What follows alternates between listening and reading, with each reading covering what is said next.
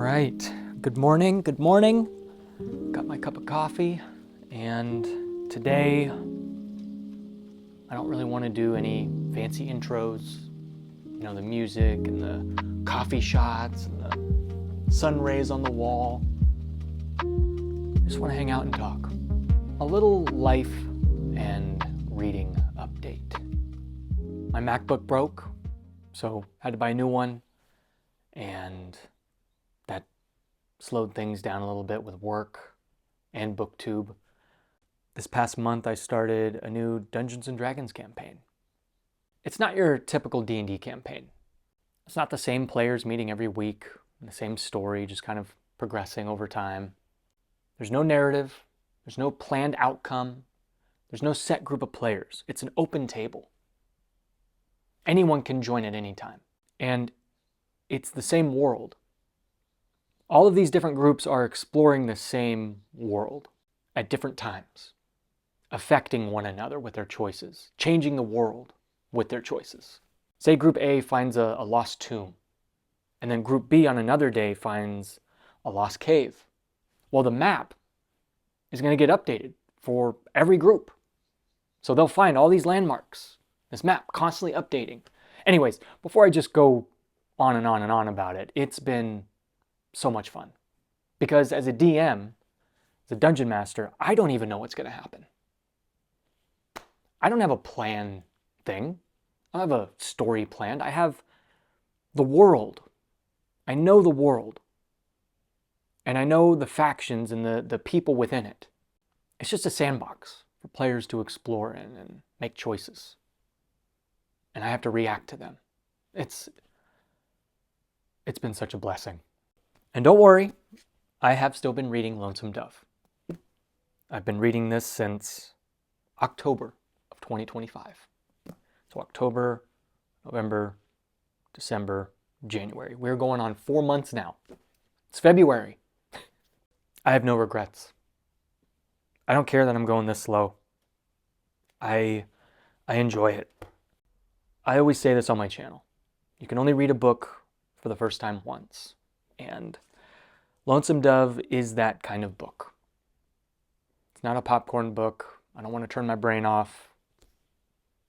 I want to respect it, understand, and metabolize the weight that it carries. Yes, this is a heavy book, 850 pages, but each page and each sentence carries so much. And I've said this in my previous reading vlog update videos about Lonesome Dove. These are the most realistic characters I've ever experienced. How Larry McMurtry writes these characters and presents them, how you're able to learn about these characters bit by bit, the choices they make, the dialogue they have, the jokes. It's incredible. It's absolutely incredible. And I'm at that point where I have about 300 pages left. And the moment I realized I was beyond the halfway point of the book, I pushed the brakes. Because there was a day I read over 100 pages. I just couldn't stop reading. I just wanted to read. When you start a book, you have all these pages, all these words to read, this whole story and world, and all these characters to explore and get lost in. So many opportunities. The future is bright. Then you get to that halfway point or beyond it. And it's at that point, each page is just one less page, one step forward to the end. And that end is just getting closer and closer and closer. And with something like Lonesome Dove, I just don't want it to end. I put the book down for a couple more days. I don't want to touch it. And like I've said with my other videos, even though I put the book down, I'm still thinking about it. Let's talk a little bit about spoilers. So if you haven't read this book, I'd say fast forward to the next section of this video. And if you have read this book, and you're hearing these spoilers, and you want to make a comment, don't spoil anything. Don't give me expectations. Don't give me emotions I'm going to be feeling toward the end. I just want to go in blind. I want to finish the story blind. Something I always talk about on my channel is pace. How things are paced. This book is perfectly paced. It's what I want in a book when it comes to pace. It's that day-to-day, ordinary, mundane pace. They get up, they eat breakfast, they talk. Sun comes up, dig in a well, talk about a sign, trade some horses, steal some horses. I love when things aren't rushed and when things take their time for you to settle in. When you get to spend time with characters in the slow moments, the boring moments, it makes any bit of change or shift in their world, in their lives, that much greater. I had a live stream with Mike from Mike's Book Reviews, and he said the first 200, 250 pages, nothing happens. And it's true, nothing happens.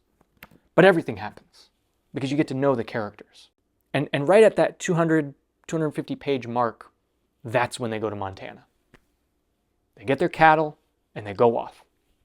They go off on this journey that even Call and Gus didn't know they were going to be doing. Gus and Call are legendary Texas Rangers.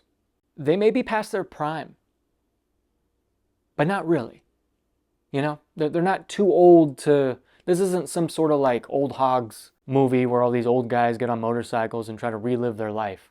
It's just something new for them. So they're doing this cattle drive to Montana with all these characters. And what amazes me is how Larry McMurtry is able to juggle all these different characters and perspectives and kind of weave out from different headspaces and thoughts. You got Dietz, you got Newt, you got P.I., you got all these characters. Lorena. I have to compare it to Wheel of Time. Robert Jordan was the first author I ever experienced handling different character perspectives, hopping in and out of POVs, hundreds of them. It was a lot, and it wasn't the most smooth. Whereas Larry McMurtry, it's like butter. It's like butter on Gus's homemade biscuits. It's seamless and flawless. And weather plays such a big part in this book.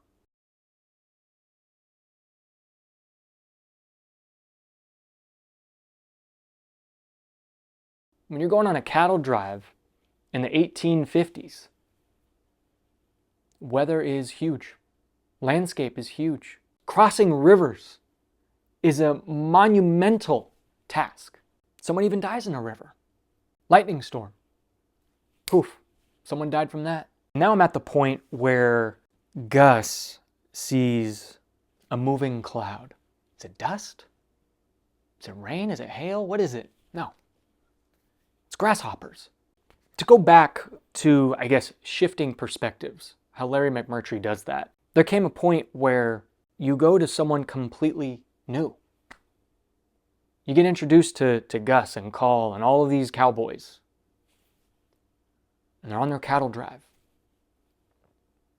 But then you meet July Johnson from a totally different town, totally different lifestyle. July Johnson is not just a random character for the sake of world building. Yes, it builds the world, it makes it feel alive, but July Johnson was also affected by Jake Spoon's choices. Jake Spoon is getting hunted down by July Johnson. And then July Johnson loses his wife. What a horrible relationship. Unbelievable. You just feel for these characters. You feel bad for them. You feel sad for them. Happy for them. And let's not forget Blue Duck. Another character that is not random. He doesn't just show up to show up for the sake of world building. No, he's part of the past. He's part of Gus and Call's past. Coming to haunt them. It not only builds the world and the realism within that world, but it also builds up the backstories of Call and Gus. And that indecision on their part affects their present. This isn't an action-packed book, but when there is action, it hits. It hits hard. Gus attempting to rescue Lorena. Unbelievable. And one last thing, this book is truly a love story. It's not your typical 2025 romance book with the beautiful neon colored book covers. No. This is real love within the soul of each character. And that love is a driving motivation for their actions. I'm really sad I'm getting to the end. But I'm so thankful for every word and every second with this book so far. It's one of a kind. Truly one of a kind. The thing is, I'm not even thinking about other books. I've got a whole bookshelf here, filled with books to read. I got my life, got my family, got my friends, and in the midst of that, I'll read a little bit. I'll read a little bit of Lonesome Dove. The older I get, I want to slow down, and I just want to cherish each thing I'm doing. I want to be present. So when I pick up this book, I want to be in the right mindset, and I want to be present while reading it. And I'm a little sad that I haven't been posting a lot on YouTube. There is that gut feeling that I have where why even post? I'm still reading Lonesome Dove. We're on month 5. That's going to be annoying. I'm going to be a broken record. Everyone else around me has read so many more books, live streams and discussions with other booktubers. They're able to talk about so many more stories. And guess what? I'm still talking about the same book, and we're almost... I do have good news. Since I have a new Mac, I'll be able to do more live streams. And I'm going to be doing a live stream with Joanna Reeds, I think on her channel, late February.